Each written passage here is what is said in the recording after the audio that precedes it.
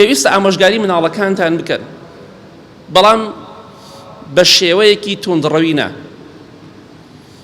زۆر جار ئەگەر بتانەوێ ڕوو دەکەمە باوکە بەڕێزەکان، ئەگەر هەندێک شت هەیە مناڵەکانتان لەوانەیە بە قسەی خێزانتان بکات، هەندێک شت هەیە ئەمە عیبە نییە، ئەمە بێغیرەتی نییە، هەندێک شت هەیە لە ڕێی خێزانتانەوە بە مناڵەکانتانی بڵێن، چونکە خێزانتان دایک ئەوە تەجروبەیەک واقعیە.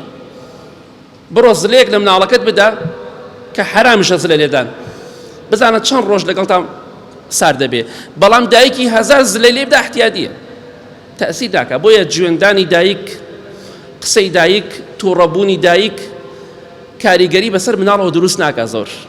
بەس باوک قسەیە بکە، قسەی وشک بەرامبەر مناڵەکەی بکە، مناڵ بە ئاسانی لە بیری ناچێ.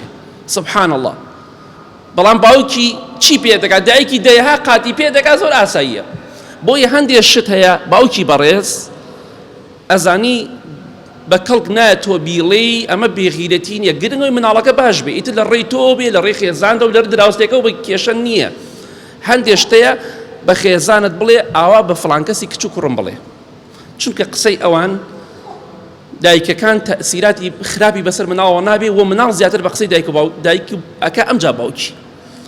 بۆیە سەیرێکی حەقی دایک 100 بڵێن 75 ئەمجا باوک 125.